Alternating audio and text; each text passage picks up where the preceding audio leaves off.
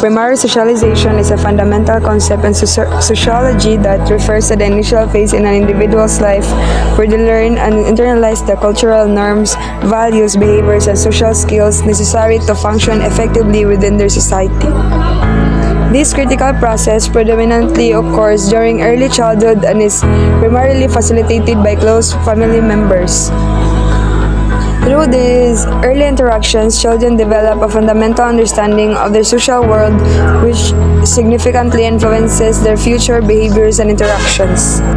The family unit serves as the primary agent of socialization, playing a role in shaping a child's early experiences. Within the family, children are introduced to their culture's language, beliefs, customs, and expected behaviors.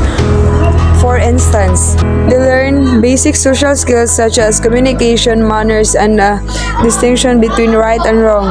These early lessons are crucial as they set the groundwork of how individuals perceive themselves and interact with others.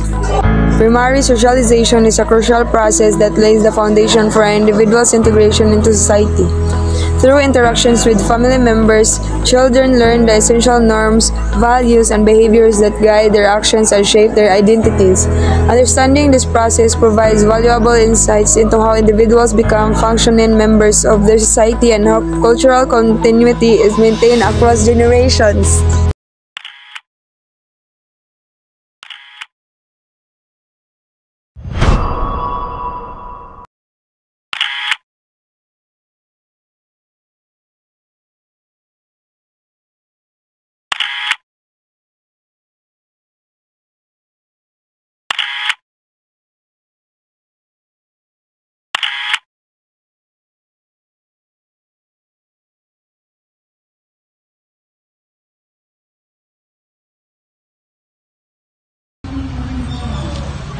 Pa, may tanong lang ako. Ano? Bakit Pedro ang aking ngalan? Kasi yung pangalan ng nanay mo, Pinulapi. Na sa akin, Isidro. Pag pinagsama yon, Pedro. Yan kasi yung mga pangalan ng mga Pinoy. Pinagsama. Ganun po ba, Itay? Oo. Sige, Itay. Dalawin na natin si nanay. Sige. Ma! Andito na pala ang mga. Halika kayo, may handa akong pagkain para sa inyo. Ulam! Ano ka? Ma, bakit ba ang daming ulam pag-araw ng festa? Kasi anak, sa araw ng kapistahan, doon nagtitipon-tipon ang mga pamilya para ipagdiriwa ang pesta. Ganun po ba, Ma? Oo, kaya Sige pa. Kain naman tayo. Tara, kain na tayo. Ay anak, huwag muna. Darating yung tita mo mamaya. Hintayin muna natin. Sige, Ma. Punta lang muna ako sa kwarto. Sige anak. Uy anak, ang dumi pala ng kwarto mo. Linisin mo muna, pupunta yung tita mo dito. Sige, Tay. Pagkatapos nito, lilinisan ko na. Sige po na. Ito na pala ang bahay nila. Ang ganda naman.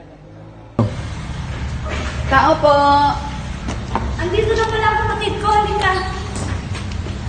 Anak, nandito na yung tita mo. Lumabas ka na dyan. Sige na, dyan po ako.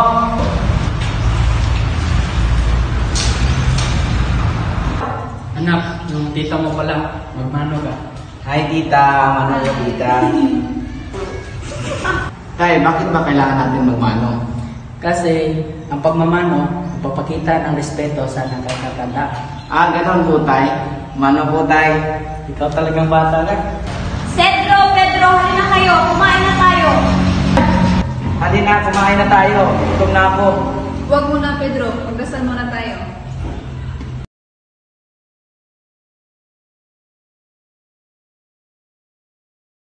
Teka lang po, tita. Bakit ba natin kailangan magdasal bago kumain? Kailangan natin magdasal upang magbigay po sa kanila sa mga biyaya na pagdating araw-araw, Pedro. Ganun po ba, tita? Sige po, tita. Kumain na tayo. Nabusog po ako sa niluto mo, inay, at sa mga aral na yung binigay sa akin. Talaga? At tuluyan na nga natuto si Pedro sa mga bagay tulad ng mga gawain o nakasanayan ng kanyang pamilya.